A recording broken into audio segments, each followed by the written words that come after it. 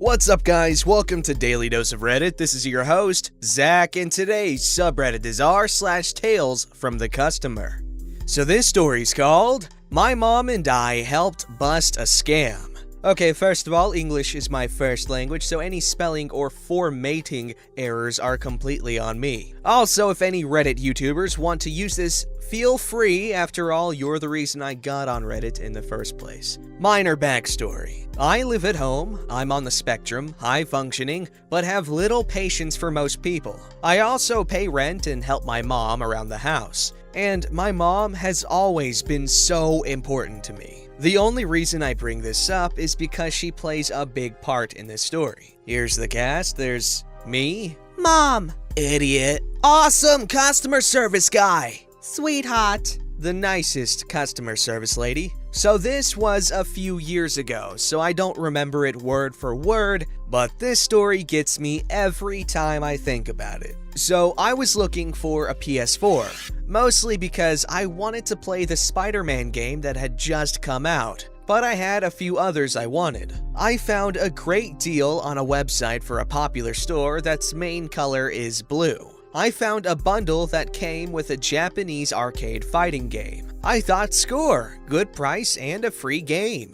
Didn't question it too much because I got my Xbox on the same website for a similar deal. I get a package from this store 2 days early and it seemed small. Odd, I thought as I opened it, but after I opened it, it wasn't a PS4, but a copy of the game with a few knickknacks. Was not happy. But I check the tracking number and see it says my package is in Utah.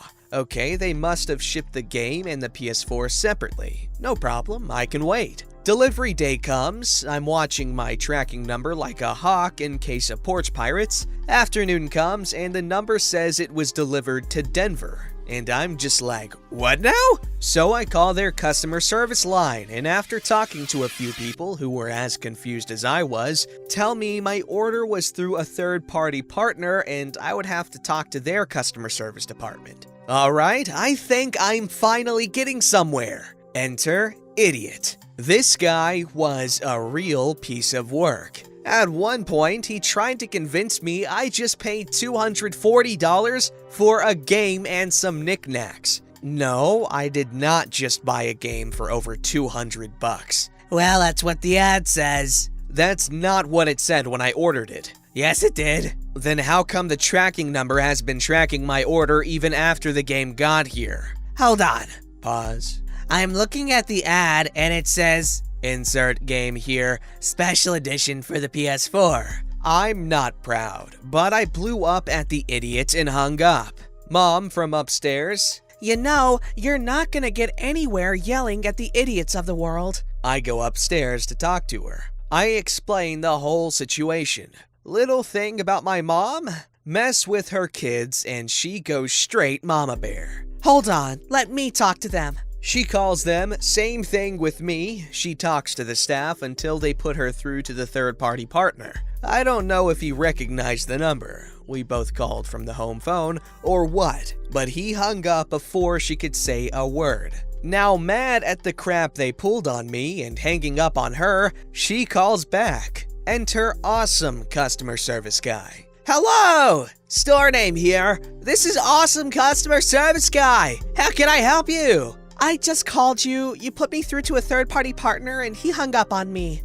What? She explains the situation. Hold on a second. Pause. Okay, I see what's going on. I'm looking at the ad and the original ad. They got your son's money as well as money from others and changed the ad. I'm so sorry for the inconvenience. Oh, I understand. I used to work at store name here, and I had to deal with stupid stuff. Over $200 for a game? Yeah, right. Okay, your son will have to talk to billing, but we can get him a refund. She hands the phone to me. You need to talk to them. Hello? Store name. Sweetheart speaking. Is this OP?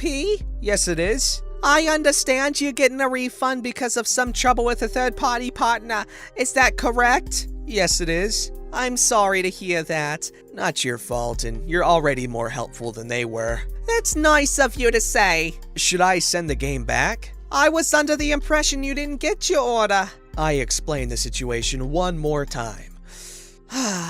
This happens more than you think. Keep the game, throw it away, it doesn't matter. I see you paid through PayPal. We have your PayPal in our system. We'll transfer the money through them, but give it a few days. I've waited this long for a PS4. What's a few more days? They got me my money back before I knew it. I'm not sure what happened after this, but I'm told the store went after Idiot's company for the scam. And for those wondering, I got a PS4 Spider-Man bundle for the same price Idiot's company tried to take me for. Yo, I got scammed in a very similar way. Okay, you're gonna think, what an idiot for falling for it. But I saw online, this ad for a PS4 Pro, the Spider-Man Special Edition PS4 Pro pre-order for $269. And for those who don't know, that is an insanely good deal because that same thing costs probably $500 total with shipping and taxes and all that jazz. So I thought it was an amazing deal and I bought it right away. And I paid through PayPal, so I was safe, okay? What do you know? I got scammed. The customer support email was fake. The number didn't work. And yeah, I eventually got my money back though, so that's fine because PayPal, they saved me. But I also got $100 stolen from me through them, so that sucks also. This story's called, Then Why Even Bother Advertising It? So, in Australia, we have a big automotive parts chain, like AutoZone, but not AutoZone. Similar color scheme though. They claim to have everything auto and much, much more.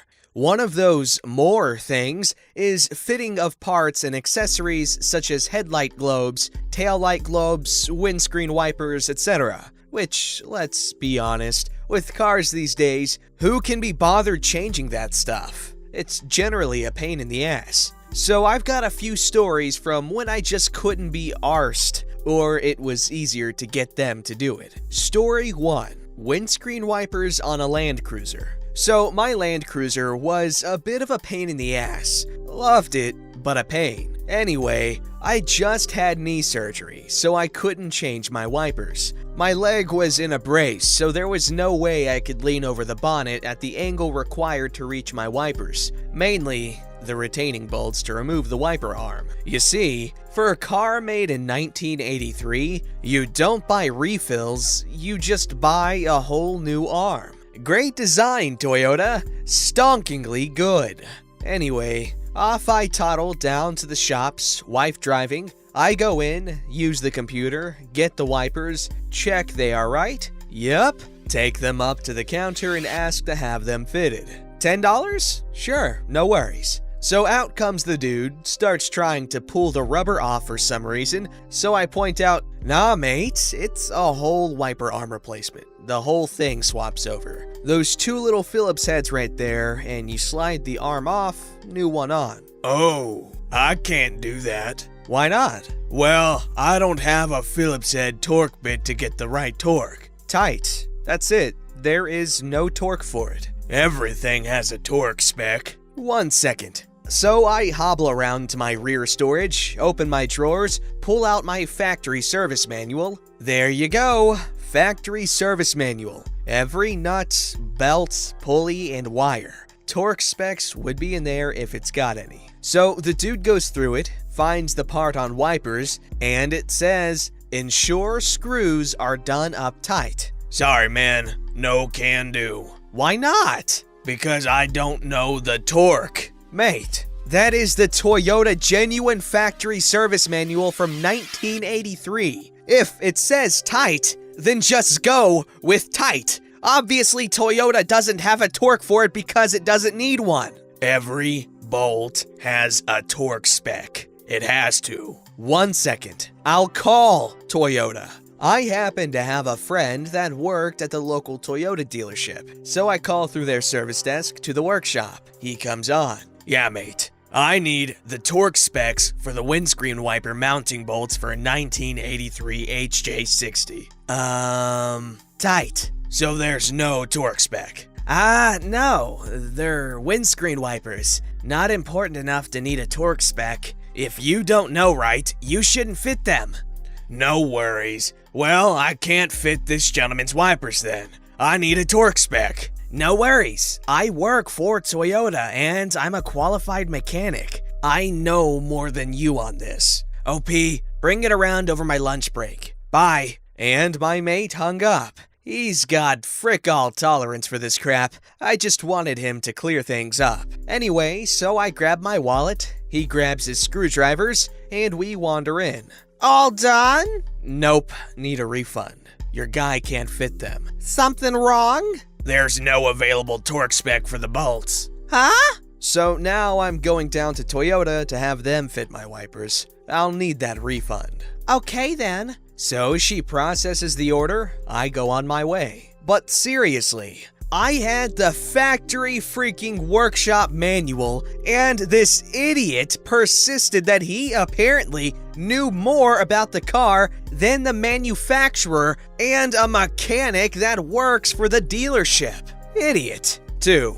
Changing the headlights on a Land Cruiser. So the Land Cruiser had sealed beam headlights. For those of you born in the last 3 decades and owned only cars built in the last 2 decades, this is what I mean. Essentially, the globe and the housing are a whole unit. Anyway, headlight blows, so I again toddled down to the auto parts store. Different one this time. This time was more, I couldn't be arsed doing it. I was just being lazy. Anyway, so I get the lights, pop up to the desk, confirm they can fit them. They can. All good. Anyway, we go out to the car, and the first thing he does is pop the bonnet. What's up? Gotta pop the bonnet to get the globes. Nah, all the access is through the front grille. Really? Yeah, mate. What do the globes look like? Now, keep in mind, it's not half obvious these weren't just globes, because the boxes are about 8 inches cubed. So I pull one out. Yeah, no, sorry about that. We can't fit whole headlights, mate. But you just said inside you can fit these. I thought they were just normal globes. So inside we go, I get a refund, go home, 2 screws, about half a beer, and they were done. Less effort than any modern car I've worked on where you have to pull the battery out, pull the plastic covers off the engine, and dismantle half the car. 3. My wife's taillight.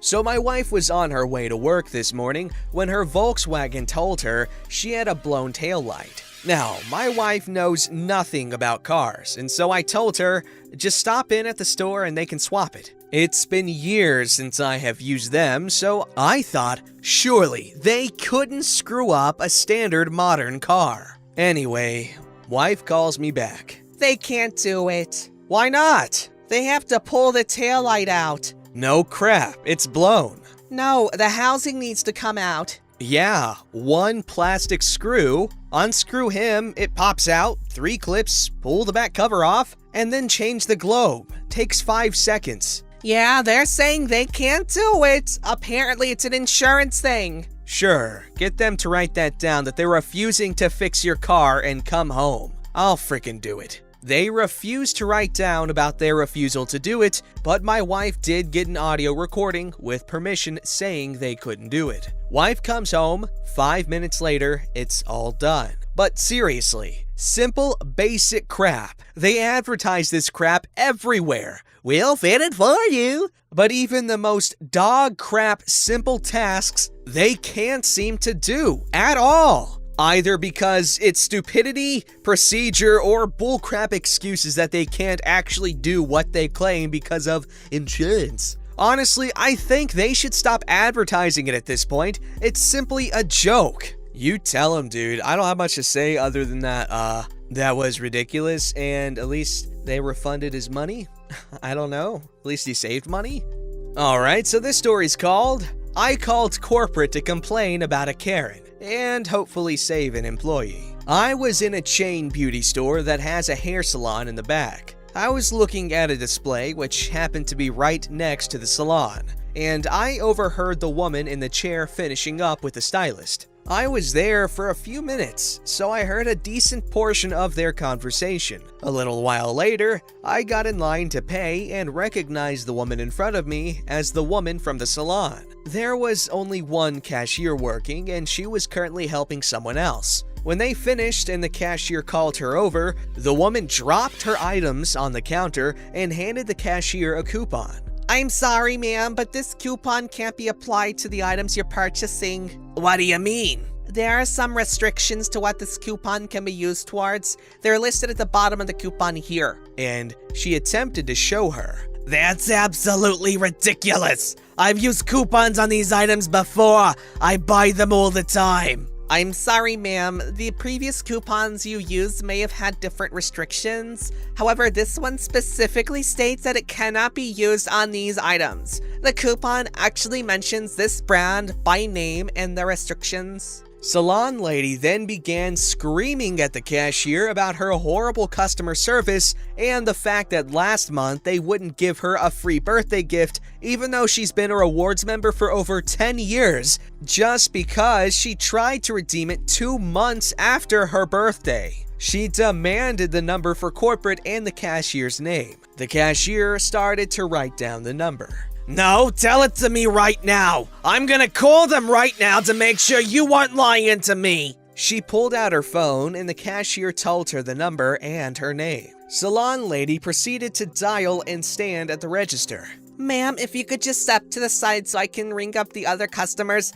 No, you will finish my transaction. I am gonna tell corporate how horribly you're treating me, and they will command you to honor my coupon and give me my birthday gift. The cashier attempted to flag down another employee and drew even more screams from Salon Lady for attempting to leave. By this time, the manager had overheard the yelling and had come over. But Salon Lady refused to speak to her, refused to let the cashier open another register, and refused to move from where she was standing. She stood at the register, fake crying to the rep on the phone about how she came in to get a haircut and it turned out horribly, and the stylist refused to fix it, and how her mother was dying in the hospital and she just wanted to see her one last time, and now she looks awful, and the employees in the store were treating her horribly, and she couldn't believe how such a loyal customer was being mistreated and publicly humiliated all over a free birthday gift. The manager, having no other option, opened up another register to try and move through the massive line that had backed up and called me over. At the end of my transaction, I said, "Thank you. I would also like the number to corporate, your name, and that employee's name, so I can tell them how calmly and politely you attempted to deal with this completely irrational woman. I was here for the whole thing, including when she told the stylist she liked her hair and her mother had been released from the hospital last week. Hopefully, I can counteract whatever damage she may be doing." The manager thanked me and gave me the number and their names. I got in my car and called, telling the rep who answered the entire story and insisting that the cashier and manager did nothing wrong and that the woman was lying to get what she wanted. She thanked me and said she would make sure that my message got to where it needed to go. I sure hope it did. Edit. Thank you for the awards and the kind words. Just a former customer service worker who knows what it's like to get attacked for no reason. Figured I'd use my power as a customer for good. And that's incredibly kind of you to do, because dealing with customer service is one of the worst things in existence, because I hate customer service. Holy crap. I hate being the customer and I hate being the servicer. Don't forget to like, subscribe, and hit that bell to never miss an episode.